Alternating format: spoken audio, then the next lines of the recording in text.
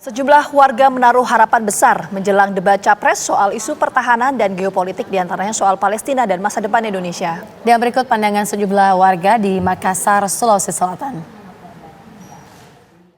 Israel Palestina, di mana ini sudah menjadi isu geopolitik global dan kita sebagai negara Muslim terbesar juga mempunyai ikatan yang sangat cukup kuat dengan Palestina. Dalam isu keamanan ini kita ketahui bersama bahwasanya keamanan merupakan suatu entitas atau kesatuan dalam suatu negara. Nah, dari keamanan ini bisa menjamin bahwasanya keamanan rakyat itu adalah suatu tanggung jawab dari suatu negara itu sendiri. Maka dari itu kita membutuhkan suatu pemimpin yang sangat memperhatikan keamanan dari suatu negara untuk menjamin keamanan rakyatnya. Negara yang geografi yang sangat luas tentunya menjadi negara yang sangat seksi buat negara lain. Kalau tidak didukung oleh pertahanan dan keamanan yang kuat, dengan kepemimpinan yang kuat, saya rasa akan berat ke depannya. Apalagi kita memiliki penduduk yang generasi milenialnya sangat banyak, yang membutuhkan pengembangan dan aktualisasi diri untuk mengembangkan Indonesia ke depannya. Pemirsa, debat calon presiden dan calon wakil presiden diwarnai saling serang antar capres. Sejumlah aksi unik dan gimmick juga tak terhindarkan. Apakah akan ada kejutan baru seperti saling serang atau adu gimmick pada debat Pilpres yang membahas isu pertahanan, keamanan, hubungan internasional, dan geopolitik? Isu apa yang sebenarnya diminati oleh para pemilih? Kami akan membahasnya bersama dengan pakar politik Hanta Yuda, kemudian pakar politik Ahmad Khoirul Umam, dan pakar mikroekspresi ada Kirdi Putra. Selamat petang semuanya. Kita mau mulai dulu ke Mas Khoirul Umam. Mas Umam, apakah ini akan ada elemen of surprise untuk debat besok dibandingkan dengan debat sebelumnya? Mas Umam? Ya, terkait dengan elemen of surprise, sangat memungkinkan itu terjadi. Karena bagaimanapun juga dari kubu 01 dan juga kubu 03 tentu berkepentingan untuk meningkatkan elektabilitas yang sudah tertinggal dari kubu 02. Maka yang bisa dilakukan adalah menciptakan political point sebanyak mungkin. Untuk bisa menciptakan political point sebanyak mungkin, maka dibutuhkan sebuah pola komunikasi yang besar kemungkinan baik Mas Anies maupun Mas Ganjar akan menggunakan strategi yang sifatnya ofensif atau menyerang. Adapun Pak Prabowo sendiri tampaknya akan menggunakan strategi defensif atau strategi bertahan. Dan dari sisi ini, diakui atau tidak, secara tematik ini sangat Prabowo sekali. Jadi Prabowo banget. Tetapi bukan berarti bahwa kemudian Pak Prabowo bisa memandang sebelah mata. Justru harus berhati-hati, karena kalau misal ekspektasi masyarakat relatif agak rendah kepada 01 dan juga 03, lalu kemudian dalam proses debat nanti bisa menghadirkan sebuah kejutan dengan berbagai argumen, narasi, atau sekedar gimmick, maka hal itu bisa menjadi sebuah lompatan elektoral yang cukup signifikan. Hal ini sempat terjadi kemarin dalam konteks debat Cawapres, di mana Gibran selama ini dipersepsikan sebagai Cawapres dengan persiapan yang relatif minim, penguasaan tata kelola pemerintahan yang sifatnya lokal, tetapi kemarin ketika bicara tentang konteks hal-hal yang sifatnya makro dalam konteks isu tata kelola pemerintahan, ternyata dia cukup mumpuni atau menunjukkan efek kejut yang signifikan. Nah, oleh karena itu tampaknya saya menduga baik kubu 01 maupun kubu 03 akan melakukan serangan terhadap hal-hal yang sifatnya cukup sensitif. Pertama, terkait dengan konteks isu netralitas TNI.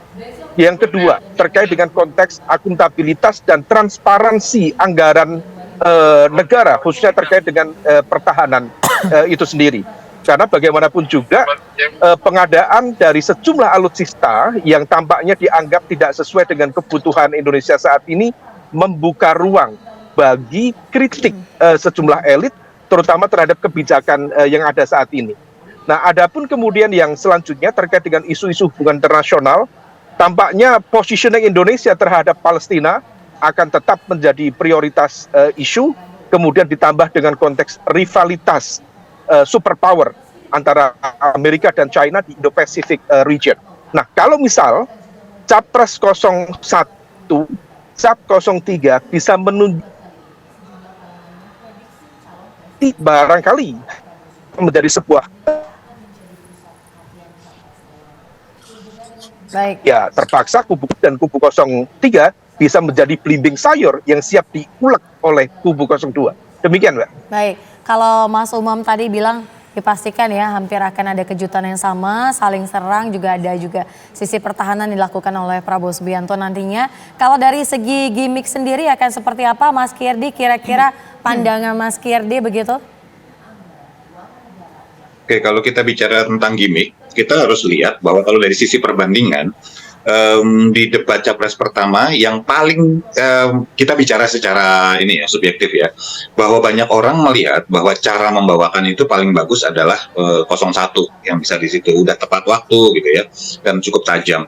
Tetapi kalau kita ingat bahwa yang punya gimmick-gimmick itu kan ketika menampilkan gemoy segala macam itu adalah 02. Nah itu sudah direparasi, diperbarui oleh kubu 01 lewat gimmick selepet. Kalau kita masih ingat ketika debat cawapres oleh Caimin. Nah buat saya itu yang akan kemudian digadang-gadang lagi oleh kubu 01.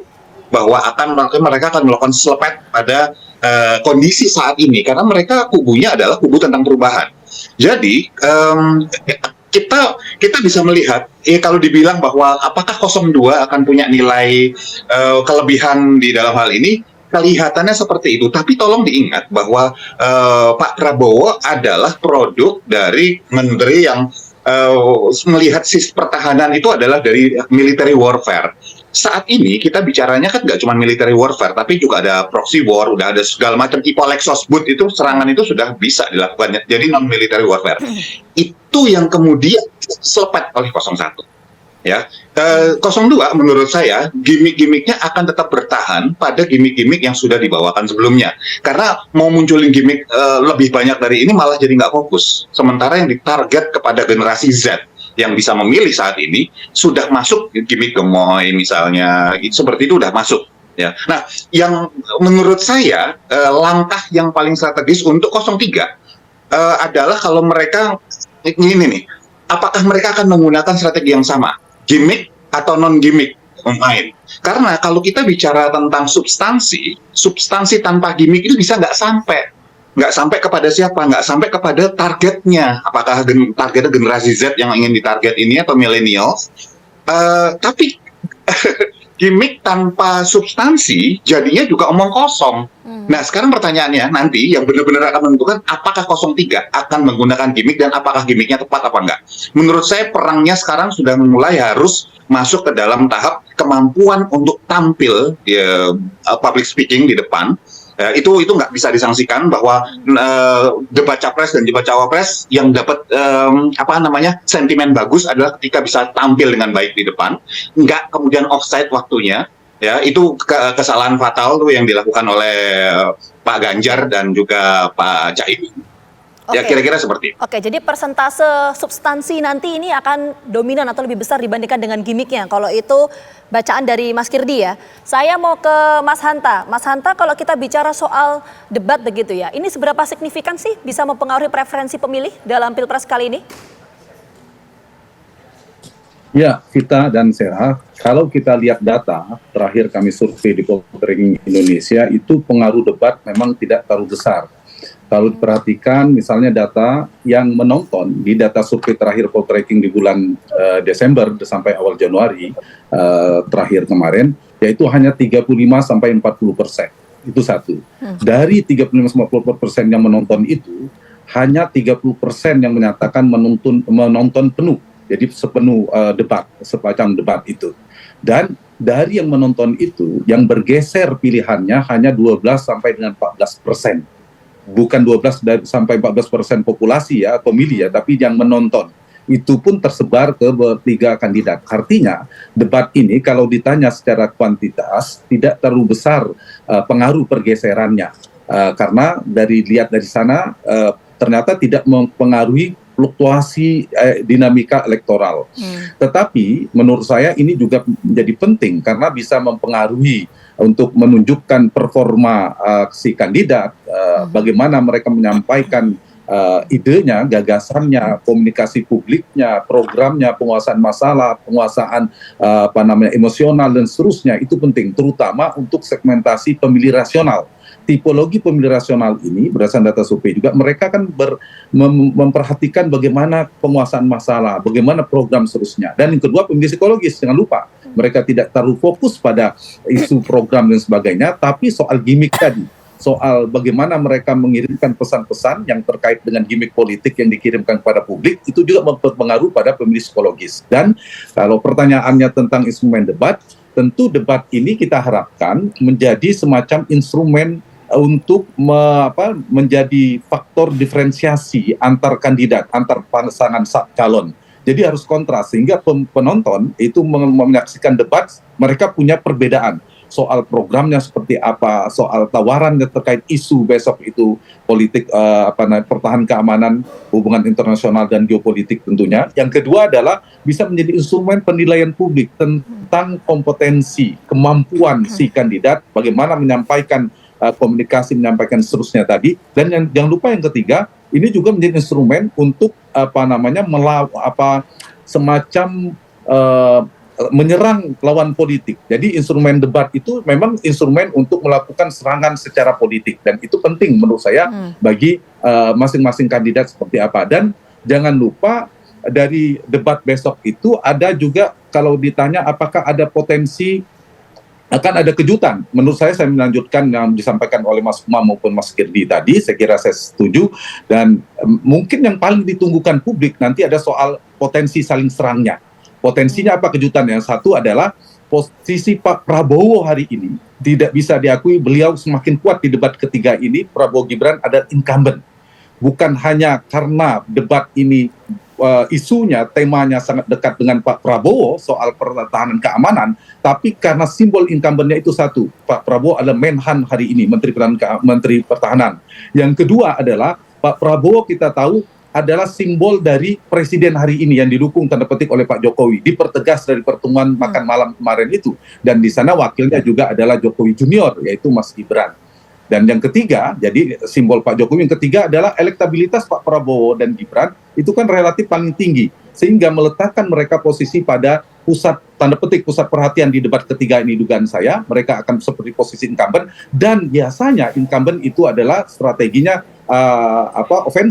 defensif, bertahan. Dan potensi inilah akan ditunggu. Kejutan pertama, bagaimana Pak Prabowo merespon serangan dari Mas Ganjar dan Mas Anies.